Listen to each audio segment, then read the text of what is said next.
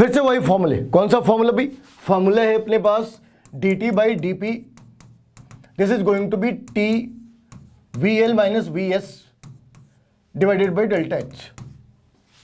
Formula वही है, हमने इस फॉर्मूले के ऊपर इन्हें प्रॉपर यूनिट के अंदर कन्वर्ट करना है।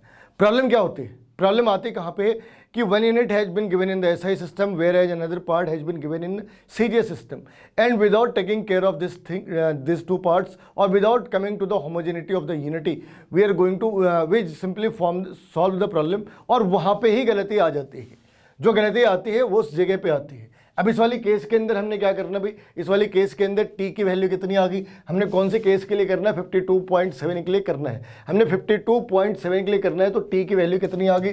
273 प्लस 52.7। ये वैल्यू कितनी आ गई भाई? ये वैल्यू कितनी आ गई? ये आ गई वैल्यू 325.7, ये आ गई 325.7 केल्विन।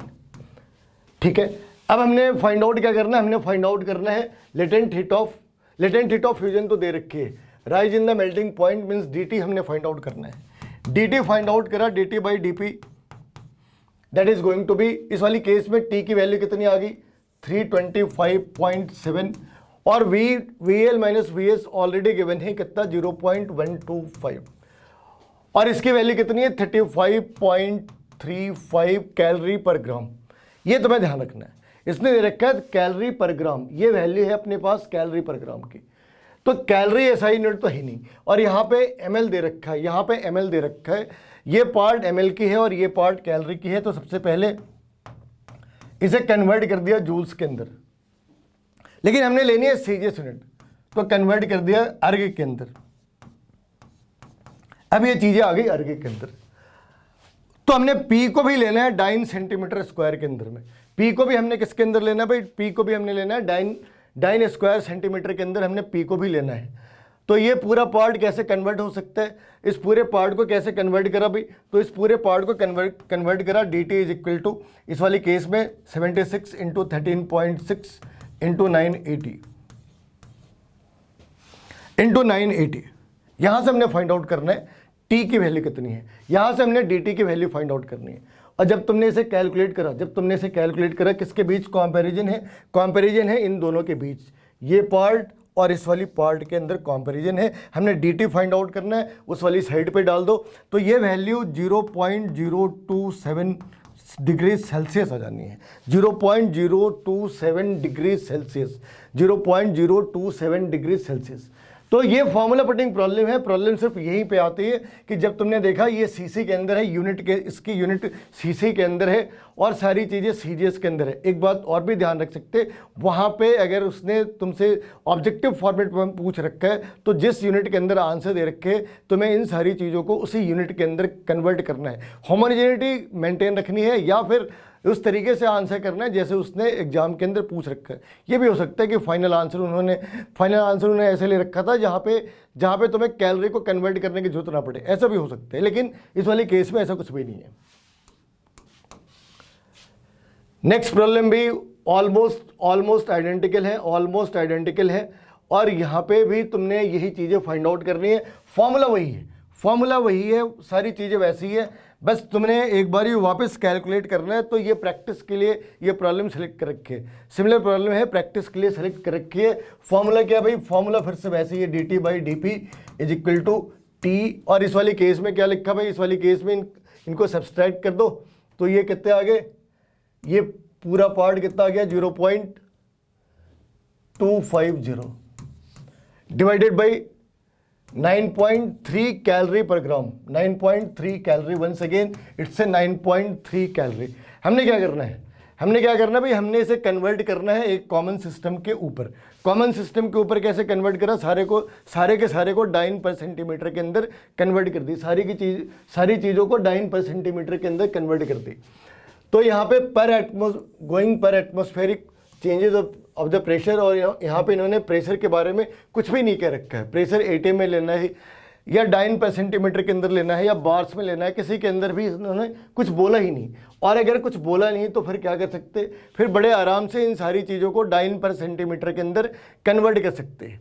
तो कैसे कन्वर्ट करा भाई? यहाँ पे टी कितनी है? 398 है और ये कितना है 0.250 है, डिवाइडेड बाई 9.3 इंटू 4.18 इंटू 10⁶, इतना करा 10⁶, 10�7।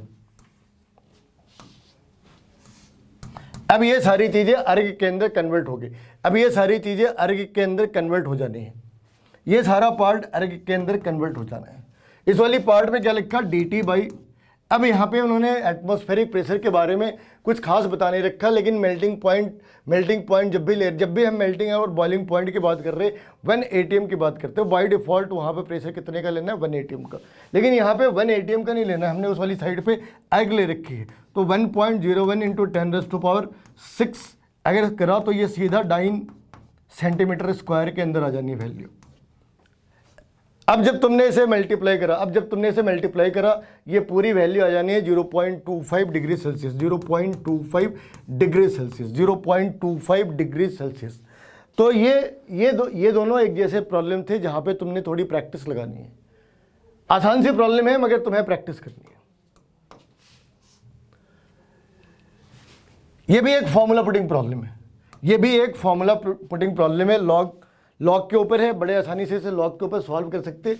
फॉर्मूला क्या भाई, log P2 by P1 is equal to delta H V. इस वाली साइड पे तुमने डेल्टा एच वी मतलब तुम यहाँ पे डेल्टा एच वी लिख लो या सिर्फ डेल्टा एच लिख कर काम कर लो। एच वी लिख सकते, एच आर भी लिख सकते, एच वी लिख सकते, एच एफ लिख सकते, T2 minus T1 divided by T1 into T2। T2 minus T1 के लिए तुम्हें सेल्सियस में भी तुम लेके आंसर बना सकते, लेकिन T1 इंटू T2 के लिए तुम्हें उसे केल्विन के अंदर तो कन्वर्ट करना ही है। तो यहाँ पे हमने फाइंड आउट करना है log P2 बाई P1 दे रखा है। यहाँ पे हमने डेल्टा एच की वैल्यू फाइंड आउट करनी है, बेसिकली हमने डेल्टा एच की वैल्यू फाइंड आउट करनी है। तो P2 कितनी दे रखी है इसने, यहाँ पे देखो P2 पहले तो इन्हें कन्वर्ट कर लो, ये कितनी आ गई भाई, ये आ गई 373, और ये कितनी आ गई, उससे 7 कम कर लो, तो ये आ गई 373, इसमें 7 कम करा 367। तो ये दो वैल्यू आ गई किसके ऊपर, 580 और 760 के ऊपर। ये वैल्यू किसके ऊपर है भाई, 580 और 760 के ऊपर, ये 66 है। अब हमने ये सारी वैल्यू पुट करनी है इस वाली पार्ट पे हमने क्या देखना है भाई, कौन सी वैल्यू तुमने पहले ऊपर ले रखी है। तो 760 बाई 580 करा, log 760 by 580, log 760 by 580. This is going to be del HV we need to find। अब ये R के बारे में तुमने खुद सोचो कि R के बारे में तुम्हें करना क्या है। यहाँ पे लास्ट वाली केस में तुम्हें थोड़ी प्रॉब्लम आनी है क्योंकि वाटर पर ग्राम दे रखा है, मोल नहीं दे रखे। यहाँ पे मोल भी फाइंड आउट करनी हो सकती है। ये जो आंसर आएगा वो ऑब्वियस सी बात है पर ग्राम तो आने था। यहाँ पे R की वैल्यू क्या लेनी है, क्योंकि अगर वहाँ पे एटमॉस्फेरिक प्रेशर ले रखा होता तो 0.082 ले सकते हैं। यहाँ पे mm ऑफ Hg के अंदर ले रखा है, तो ये हमने डिसाइड करना है कि R की वैल्यू क्या लेनी है। इस वाली केस में हमने R की वैल्यू क्या लेनी है, वी शुड बी केयरफुल। और ऊपर का हिस्सा ये कितने का फर्क है, ये 7 का फर्क है, ये तो 7 रह जाना है, लेकिन नीचे वाली पार्ट के अंदर 366 इंटू 373 तो लिखना ही है।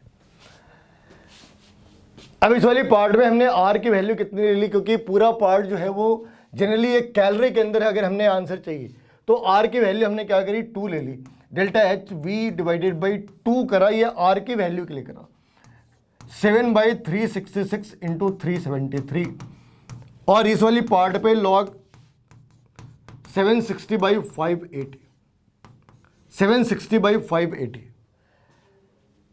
अब ये जो पार्ट है यहाँ पे जब लॉग इसकी डेल्टा एच की वैल्यू फाइंड आउट करते तो ये वैल्यू आ जानी है, डेल्टा एच की वैल्यू आ जानी है 10480। और ये वैल्यू किस में आनी है भाई, ये वैल्यू किसके अंदर आ जानी है, ये वैल्यू आ जानी है कैलोरी पर मोल के अंदर, ये वैल्यू आ जानी है कैलोरी पर मोल के अंदर। लेकिन हमने फाइंड आउट करना है कैलोरी पर ग्राम। तो अब क्या करें, इसे इसके मॉलिक्यूलर वेट से डिवाइड कर देते हैं, इसे इसके मॉलिक्यूलर वेट से डिवाइड कर देते हैं। तो क्या करा, इस वाली पार्ट को 10480 को 18 से डिवाइड कर दिया। अब ये 540 के अप्रॉक्स ये वैल्यू आ जानी है, 580 के अप्रॉक्स, 582 के अप्रॉक्स ये वैल्यू आ जानी है। 582 ये अप्रॉक्स वैल्यू है कैलोरी पर ग्राम। ये डिपेंड करता है कि उसने एग्जाम के अंदर कैलोरी पर ग्राम के ऊपर छोड़ रखा है, कैलोरी पर मोल के ऊपर छोड़ रखा है। तो यहाँ पे गेट के अंदर इन चीज़ों का तुम्हें ध्यान रखना है कि आंसर उन्होंने किस वाली फॉर्मेट के अंदर छोड़ रखा है। अगर उन्होंने सिर्फ न्यूमेरिकल वाले पार्ट के अंदर पूछे तो ये बिल्कुल प्रिसाइज होगा कि उसे पर ग्राम में चाहिए, जैसे यहाँ पे दे रखा है, ये एज इट इज ले रखी है वाटर पर ग्राम। अगर तुमने ये वैल्यू पुट कर दी, ऑब्वियस सी बात है गलत आंसर आने हैं, क्योंकि तुमने जो वैल्यू पुट करी है वो कैलोरी पर मोल की वैल्यू है। उसने पूछा क्या है, कैलोरी पर ग्राम की वैल्यू।